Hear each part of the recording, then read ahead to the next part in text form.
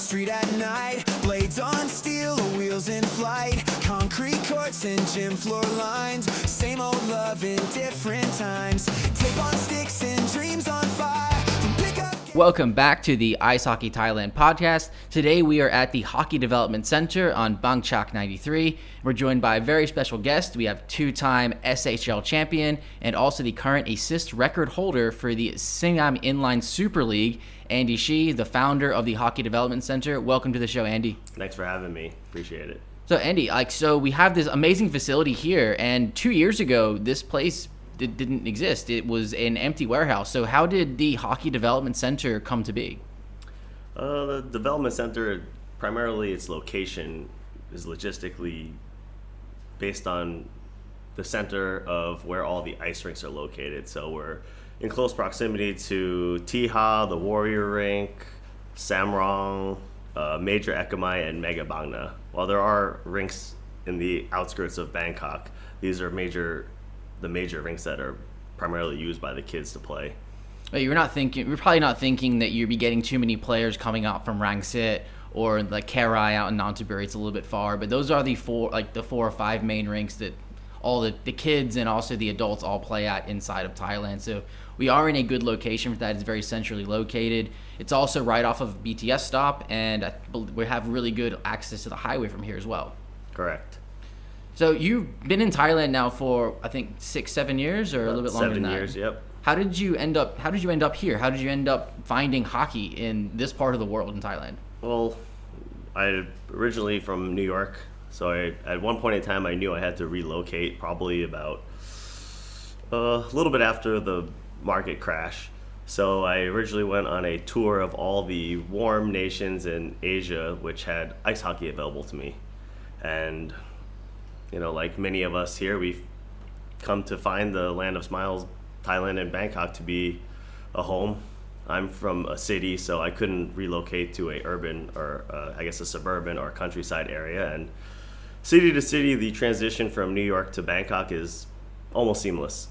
Yeah, I think there's a lot of similarities between those two cities as far as a way of life. I think most big cities have that same kind of feel and vibe for them. So I think it probably would be a pretty easy choice when you're looking at even other parts of Thailand that have ice hockey, like Phuket. Chiang Mai probably didn't have a rink back then. Pattaya had a rink back then, but this is probably more of what felt familiar to you when you were looking to relocate here.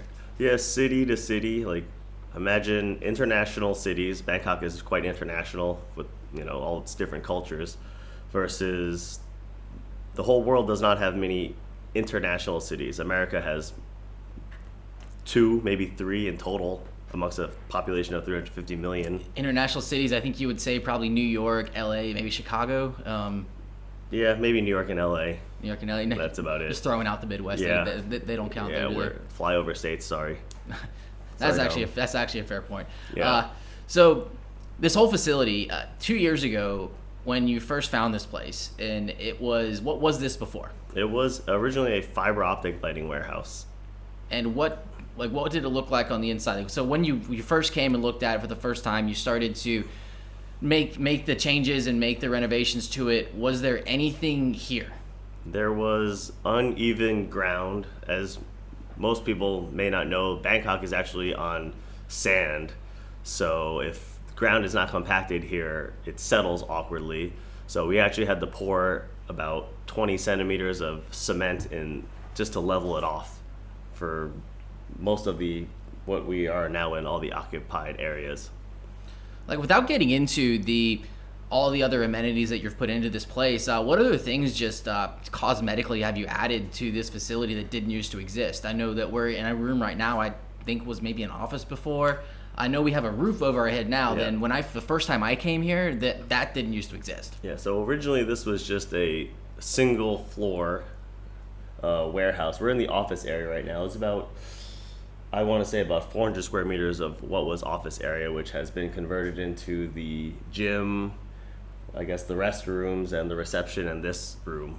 So, but we also had to install the whole new structure which supports the second floor, which now houses currently a jiu-jitsu studio, housing for trainers and trainees if they decide to choose to stay here, and another restroom upstairs, which is And I've heard there's rumors of a golf simulator going up there eventually, right? That was the original plan, to have the golf simulator. That was really to cater to the parents of the children. As many of you know, hockey and golf kind of somewhat coincide with one another just because of the general, I guess, Swinging motion. swinging motion, body dynamic, whatever you want to call it. So is the golf simulator still in play, or are we moving away from that to go to something different? I think we're going to do a run with one room, because originally there was 3 in play, but now we're going to do the one. The initial investment is quite large for the actual simulator itself. The room is almost multi-purpose. Anyone who's dealt with a golf simulator, it's just basically a movie room with a golf swinging thing, so it can just be used multi-purpose. It was originally intended to be for the golf simulator and, I guess, video review room for teams. Video review is something that definitely needs to happen, I think, a little bit more in this country for a lot of, especially the young players, seeing the full big picture, because they don't typically watch a lot of games, I don't think. They just TikTok highlights and everything like that. This whole second floor didn't used to exist. I know I'm keep looking above me. The cameras can't see that. But the whole second floor didn't used to exist. And so this is a pretty major construction project that was undertaken in this place. Did you farm out the work to workers inside here? So how did this all get done? We basically did it with myself and my other partner, Ash. He's preoccupied with his schooling at this point in time, but we also had a lot of help from the hockey community. This is other people also saw the vision, and they thought that they would just, Eric himself thought that he would just come, hands are hands. If you could lift metal, you don't need to know how to do it. Just hold it in place and someone will attach it. Yeah, I remember those early days when we were really starting to put things together. I mean, I don't have any construction background at all, but it was the matter of just picking up things and moving it. Here's a scaffolding thing. When you needs to be moved, move it to this place. There was a lot of other people that were involved in helping, like laying the tile down for the flooring up there.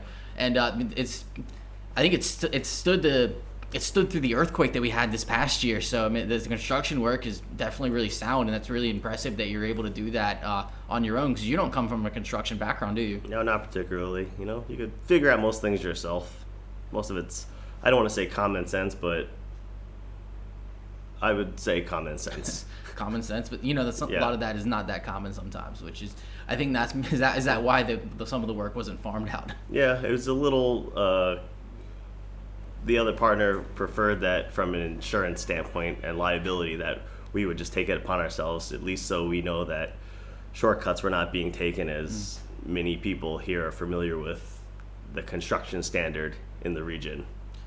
That's a very good point. And so, besides the upstairs was a pretty major construction project, in the downstairs in the main area. So what are some of the amenities that we have at the Hockey Development Center? Well, outside of the mini roller rink, we have a shooting room, which is also used for, I guess I would say, CrossFit or kids, whatever they do, whatever the national team players have their kids doing here, like off-ice training. It's artificial grass, so you see what the other nations are doing inside their facilities. It's essentially the same thing.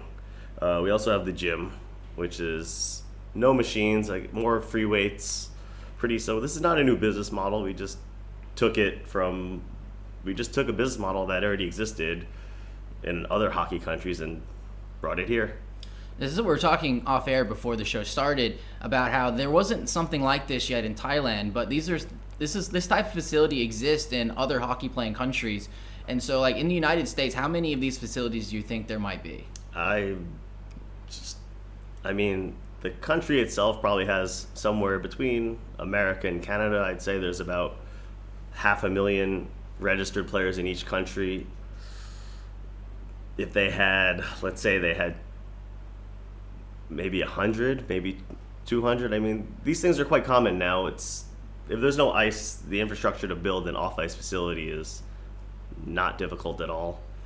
Thailand has about, let's say, registered, there's less than 1,000, but there's a lot of kids that are not registered. Let's assume they have 2,500 players now. We have one off-ice training facility per 2,500. At that ratio, that means that America and Canada each might have 200, maybe more, maybe less, but it's just a per capita game. It's probably a pretty good estimate, because you think about it just from just like the state perspective in America with 100 U.S. states. Some of the states, probably there's not that much ice. Hawaii probably doesn't have an ice rink.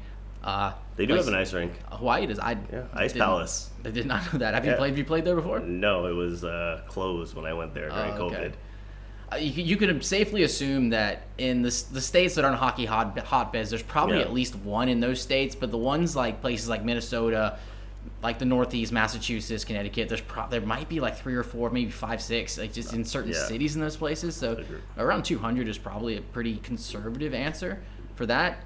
Is it definitely a great opportunity to give all the players of Thailand a place to train off ice? Because ice, especially in this country, it can be very expensive. We have 7 ice rinks in Bangkok, but between 2,500 players and 7 ice rinks, there's not that much ice to go around, really. It's considering how some of them are pretty spread out as well. So who do you have currently coming to train here at the moment? I guess the primary age group in general would be somewhere in the 6 to maybe 15 or 16 range. Most of the kids that come now are under 13, 12, 13. The kids that were coming during the summer, because they're acclimated to off-ice training, are generally the teenagers who grew up here, played, and now they mostly go to high school or prep school overseas because they're exposed to off-ice training. It's new here. The concept is new. The players and the development is also new. The largest group of players here, if I were taking a wild guess based on what we see when we go to the ice rink, is probably 10 and under. Yeah, for sure. Right? Only because the virtue of the 2 new rinks were built recently, and as well as Chiang Mai getting another rink, recently. So, new rinks means new people. So it's just going to be young kids. It's just how it works, right? And yes, it's definitely a great place for them to come and train like in an off-ice setting, and it gives them a different feel, especially if they get out there on the inline rink and start using the different pucks or balls or anything to do that. Like, what are some of the feedback you've gotten from coaches who are bringing their students here to practice? The kids don't know that, for instance, an ice hockey puck always feels like an ice hockey puck, regardless if it's not a great puck or it's warm or cold, the ice. But for instance, one of our foreign coaches here, who happens to be a very well-known player here, he happens to make the kids handle everything from roller hockey pucks to broken pucks to ice hockey pucks to wiffle balls to the whatever, tennis balls. We have other sports here, so whatever is available, he makes them handle it so they can just learn to feel.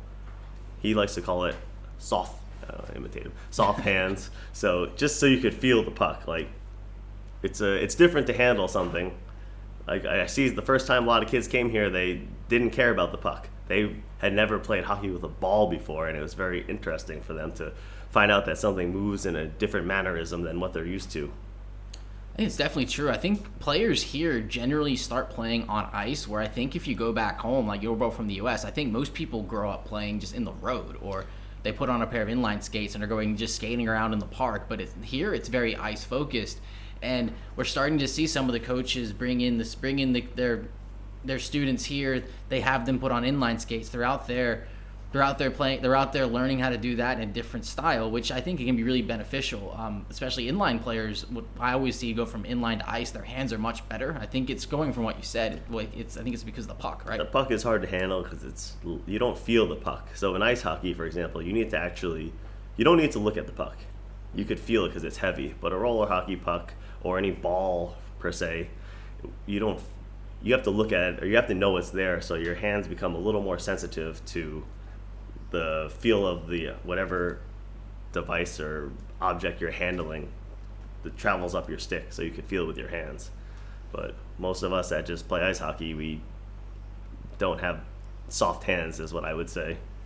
Yeah, I'd never handled an inline puck until this place was built just a couple years ago. I'd never played inline before. It's definitely a different feel. It bounces a lot more than an ice puck does. It goes on edge a lot more as well, and it's a little bit harder to get under control. So there's also many different ones, versus which you need to learn to adapt to.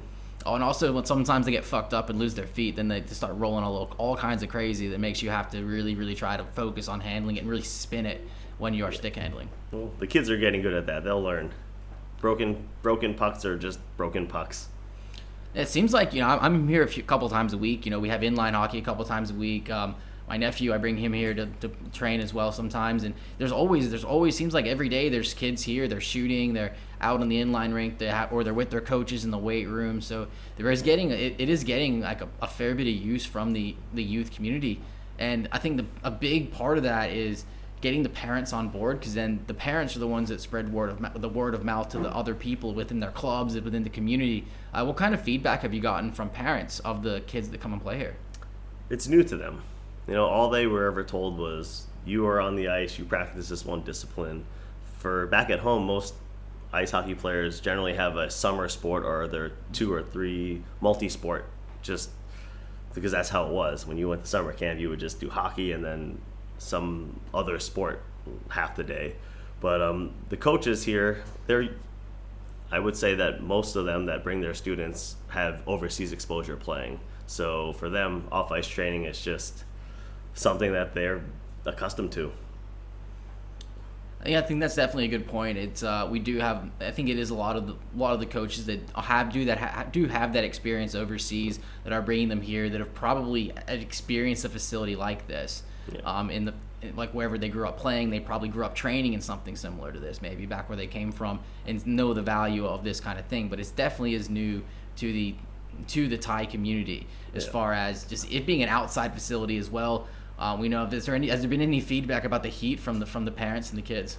I think some of the kids, they play football outside in the sun in the middle of the afternoon at recess. That's what they call it here. Most of the kids, once they start playing, they don't think about it, because your coach says you have to play. So what can you really do? Some of the parents, as much as we built this whole air-conditioned reception, I thought that they would be hanging out in here all the time, but they just sit by the rink. Everyone here is from Thailand, most of the parents, so they're just used to the heat. As long as there's a fan and there's something to look at, it's just sports outside. Yeah, that's what I see too. And like the parents are usually just outside by the rink. They're taking videos, taking pictures of their son or daughter out there playing around. You don't really see them much just in this lounge area away from it. They definitely do want to be right in the middle of being involved. So I think it's less of an issue as when we try to get new players to come play and they say, oh, it's really hot. So like you said, I don't think you notice it that much once you just get out there. Yeah, you just got to put it past you. You either play or you don't. This is a good point, for sure. Every time we have someone come in from the U.S. to play inline shinny, but for the first time, they usually almost die. There's temperature acclimation to begin with, but you get over it after a few times. It might be more of a lifestyle issue than anything else in some of those cases. Yeah. But the kids don't notice. Yeah. They deal with it. They're just kids. They just play. Yeah, there was a great day last week. There was, I think, maybe 12 kids outside, just all showed up and at a pickup game. Do you think in the future there could be potentially maybe some kind of organized thing with having kids like that? Yeah, that would be the idea. I think the whole shinny generation or pickup hockey, as opposed, we had sometimes in the winter we could play on a pond, so people would just show up and you just pick sticks and whoever plays. Kids here don't have that type of opportunity to experiment or interact with people outside of their little ice hockey circle. It's very, I would say, I don't want to say cliquey. That's probably not the great word, but that's how it's not a great word, but that's the word that I would use too. Yeah, it's quite cliquey. So it's good that I see certain kids. I'll give you an example. We've played ice hockey with some of the let's say 16 to 20s. They don't know kids from another club, or they've never interacted with them, even though they're the same skill level. And in one or two years, they could be playing on a national team together, and they've never even interacted. But, it's good. We see younger kids, 8, 9, 10-year-olds. They're from a different club. They play each other. They play each other at ice hockey. And because they're in a different club, they don't speak to one another. But now all of a sudden, they're just all playing here, just together, and now they're just friends. We're not biased. We're not trying to make it cliquey for anybody. Yeah, I mean, think about the whole thing. All are welcome here. I mean, politics in hockey is not a new thing. It's not a Thailand thing either. I mean, everywhere where there is competitive ice hockey, there's politics, unfortunately, that go along with it. But yeah, the club thing is very, I guess, guarded amongst themselves. Even if you see the Thailand national team play games, the kids go wearing their club team shirts. There is no Thailand national team merchandise, unfortunately, but they all go wearing their club team shirts. So there is that division, but does seem like this is a good place where all of that can come together. Yeah, because all the national team players, like now that they're from different clubs, but they've known each other for a long time, so they play together. They interact with each other here. They all know each other, and it's good that each player has his students or her students also. We have female students here or national team players that also bring kids. And it's good that everyone's just interacting. You don't need to, I guess, segregate, based on club, this, age, even age. I think that different skill sets or different level forwards or defensemen should be playing with each other. You should learn from the older generation. Some of these kids are the best of their age group, but in order to get better, you should be the worst one that you're playing with. That's the only way to get better, really, isn't it? Is to challenge yourself and go up there against people that are better than you, and also learn the different skill sets. I think one of the advantages, especially with the inline rink here, with inline hockey, I mean, there are positions, but there's also not at the same time. Yeah. So you get to a little bit of everything, right? It's a whole new concept for these kids. They really just need to step out of the box. And even though we grew up with these types of concepts, this is Thailand. This generation, the younger kids, they might just shape it however they want. These 10 or 12-year-old kids, like what we think this might become, they might change it, and when they're 18, it could just be whatever they made it. It's true. I mean, there's a couple of kids that come and train here are very, very talented. One of them's out overplaying in the Czech Republic right now as a 12-year-old, which is amazing that someone that young from Thailand's already going overseas to get that exposure. He's here, I think, a few days a week doing off-ice training, which is really incredible. Outside of just the hockey training, what other sports or other activities are available here or are currently involved with here? Well, but just the sports itself, I'm just inside the hockey umbrella. We do have ball hockey. We have the roller hockey. At one point, we did have floorball. Short-lived floorball. It was a little hot for them. It's a different mentality, different type of sport. Yeah. One of the national team coaches from a few years ago, he happened to play lacrosse. So now we have lacrosse on Thursdays, 7:30. If anybody's interested in playing or trying. Yeah, the lacrosse club, they also just went to Kuala Lumpur for a tournament, I think just a couple of weeks ago. So lacrosse they're trying to get more people involved. I bet there's tons of guys who played lacrosse and that live in Bangkok who just don't know they can. Yeah, it's new. I mean, so box lacrosse versus field lacrosse is traditionally played inside of an indoor hockey rink. And until 2 years ago, actually I would say 1 year ago, because that's when the rink really opened, there was no indoor off-ice roller rink. So now they've found their home here. I mean, they need a goalie though, right? Like they lost their goalie, so they need a goalie. They're looking for a goalie. If anybody who's a goalie who's interested in playing lacrosse goalie, they need a goalie. Yeah, you might get paid. You might. Oh, good really? luck, How though. much? I mean, I can play goalie. Not well. You don't want to. No, I don't. Painful. I definitely don't want to. No. Lacrosse goalie is No. like one of the ice hockey players who is a goalie. He's an ice hockey goalie. He does not play lacrosse goalie. No, it hurts. Yeah. At least they wear pads in box lacrosse. Compared to the field lacrosse, they wear nothing. They're complete psychopaths. The goalie's there. Correct. So here right now we have the shooting room. We have the gym. Which we have a few of the Thai national team players, both from men's and women's, use this gym to work out. They bring their own trainers and they work out there. We have that. We have the inline rink, which has both inline hockey, ball hockey, and lacrosse. We have jiu-jitsu that a jiu-jitsu club works out upstairs as well. Is there anything else that you have planned for the future? Any other things you're trying to bring into this? I mean, other than whatever the upstairs becomes at a later point in time, we would like the golf simulator. We do have an ice bath area upstairs just for recovery. I find that some people use it, some people don't.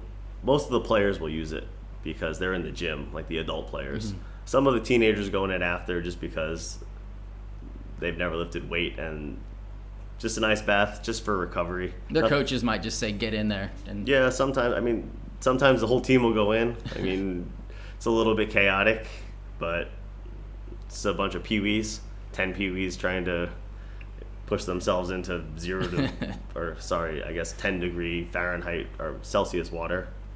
Yeah, I guess it does sometimes gets below 10 in there. It's a little bit too cold for me. It's quite cold, but yeah, I can't fucking do the ice bath, man. It's a little bit too cold for me. they just acclimate to it.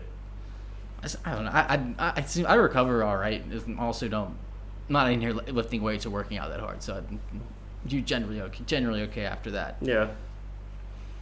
But so yeah, we have this amazing facility. It's everything's brand new. Everything's brand new here. It's all being just built for the first time. There's a cafe outside. There's drink available. There's possibly some small food things in the future. Yeah. There was once a poutine shop here that might get up and running again. Yeah, it's very Canadian and ambitious.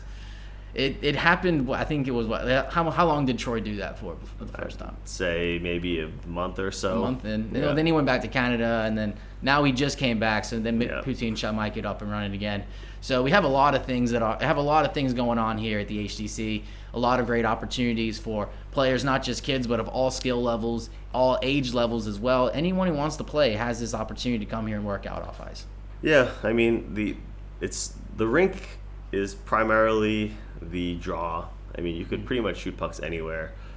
The rink, some people would say the size is interesting, but anyone who practices on a team practice would know that half of your drills are done either short ice with 2 nets or half of the offensive zone. Yeah, it's just small area games. Yeah, it's just because that's where the game is. Yeah, it's like hockey is a lot of small area games amongst a bigger surface, and that's what does happen on this rink here. It's a lot of small area stuff. You get really good at controlling the puck in close corners, protecting yourself as well. A lot of quick touches. Once you receive it, you must pass it. Like statistically, for example, an NHL game has somewhere in the range of 900 pass attempts during a given 60-minute period.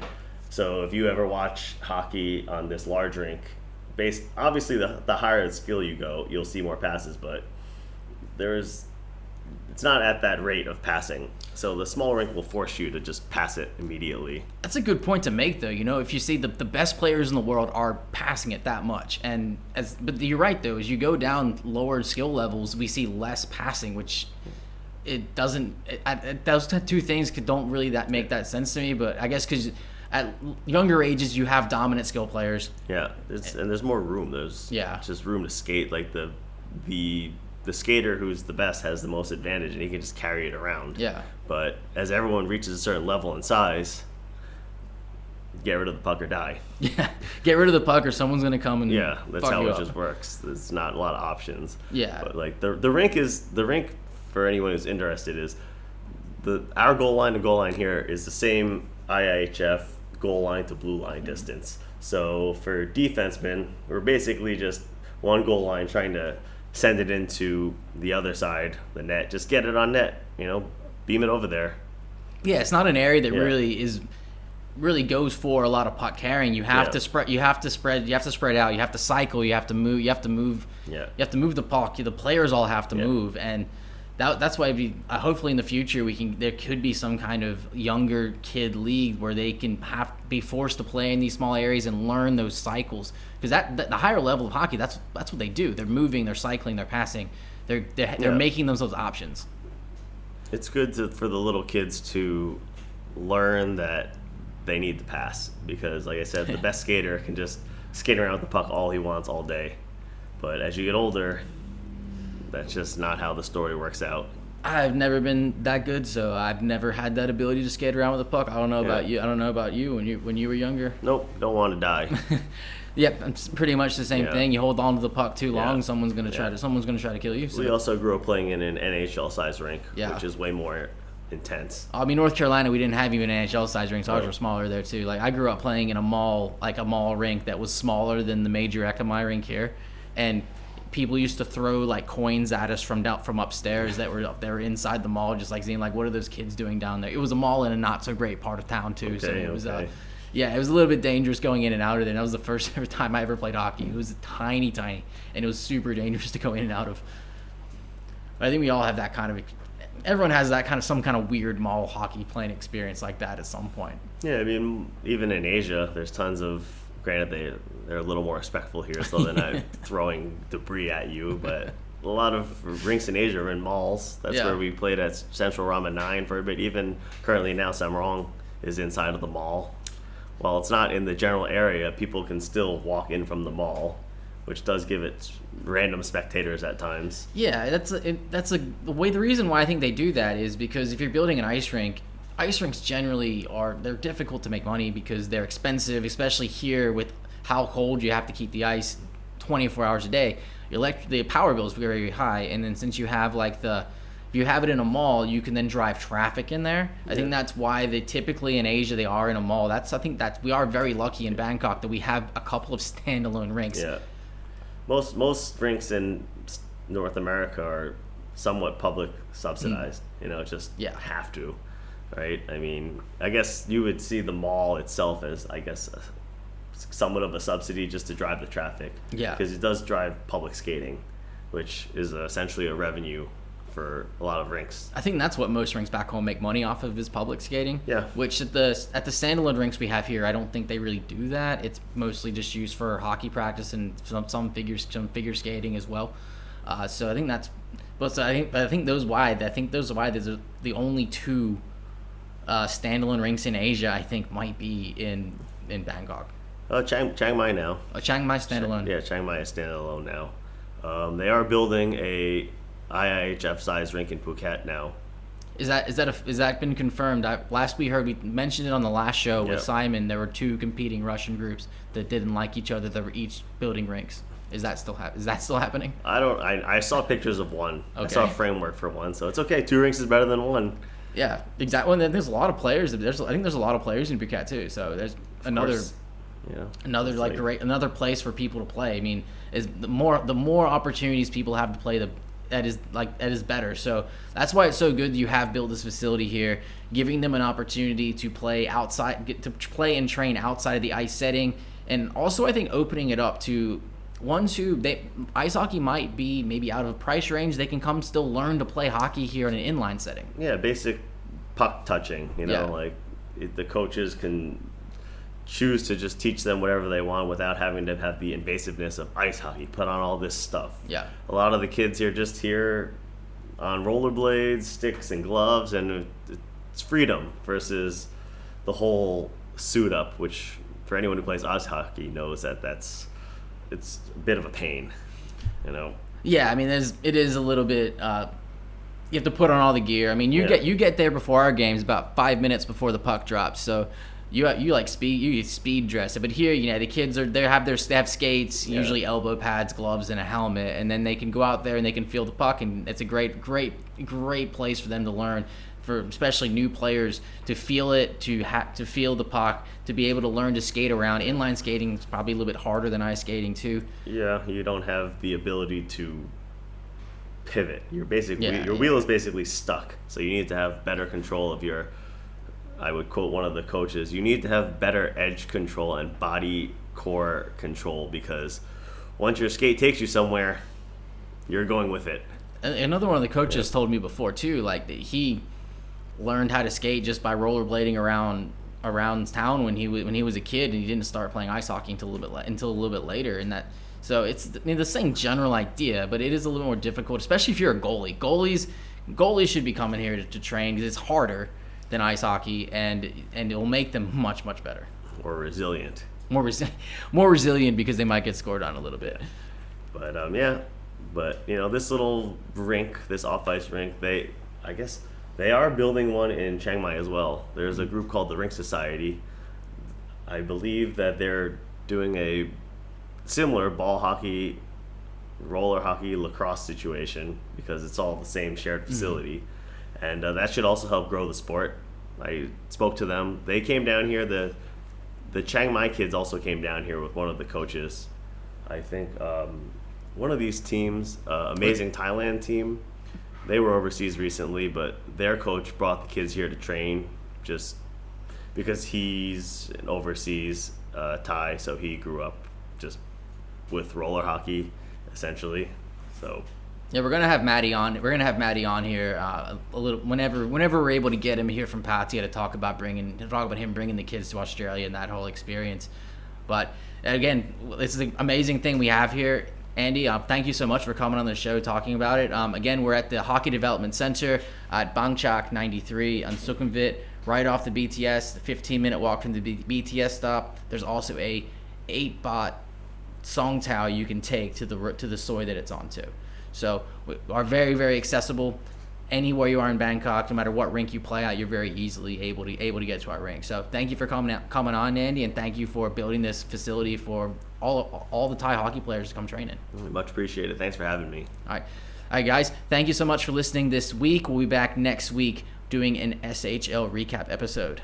Thank you all.